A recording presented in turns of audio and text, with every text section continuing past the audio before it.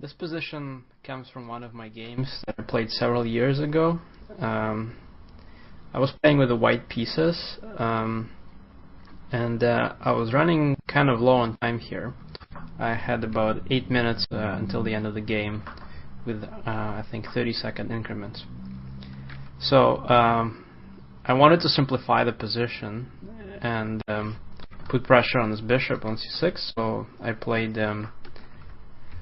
bishop to e4, and black counterattacked my bishop with d5. Here I noticed that the bishop is pinned, and if I distract the rook on e5, I should be able to take this pawn. So I played pawn to b4, and here my opponent spotted an interesting opportunity to complicate the game, and because I was in time trouble, he thought it was a good idea. He could have simply played something like rook takes a3, and the position would probably simplify quite a bit.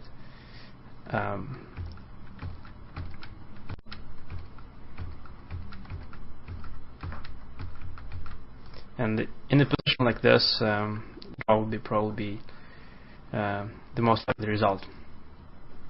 So in the game, however, instead my opponent decided to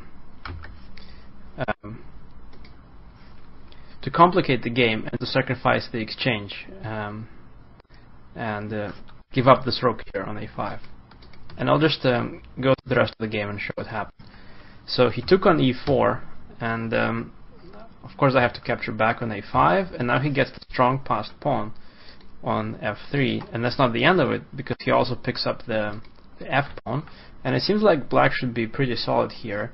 He has he's going to have two passed pawns, and he will also have a chance to maybe even win this guy on h6. So it seems like a very promising sacrifice, but as I said, I'll just show what happened in the game from here. And everything was happening in my time trouble.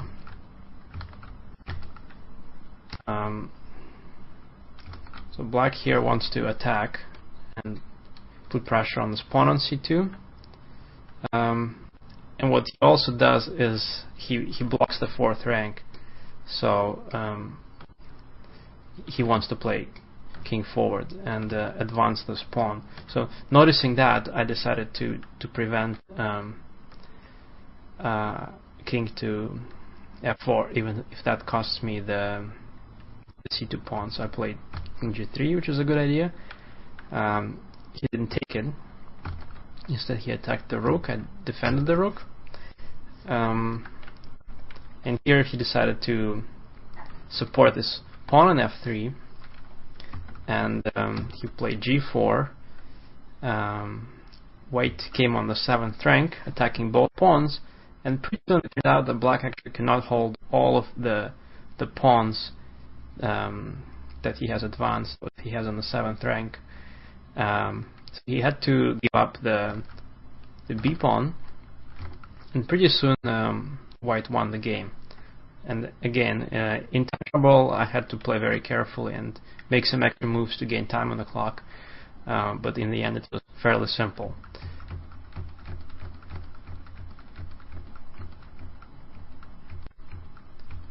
So it's taken me a while to find the winning idea, but now I finally hit it. The idea is to advance the c pawn by doing this to block the diagonal and capture the a pawn. And the idea is that if white ever gets a passed pawn in this type of position, and he prevents black from advancing his pawns, that's going to be a win. And I just have to play a little bit carefully, but in the end it all works out. King e2, and now the pawn advances, so black has to block it. I go back and forth a few times and then capture the g pawn. It's important that if black here goes pawn to f2, then I'm just on time to play rook to f4, which Wouldn't work so well if the king was on e2, but as soon as the king went to e3, this is possible, and white wins here quite easily. Rook f8, and now the idea is just to promote this pawn and to come back with the rook to the f file. There's nothing black can do. So I was pretty happy to win the game, but of course after the fact I wanted to go through it and understand what actually happened and what mistakes me and my opponent might have made. So I'll show pretty briefly how I try to analyze this position. So it's pretty clear that once white gets the passed a pawn, he's winning, because black's pawns aren't really going anywhere, and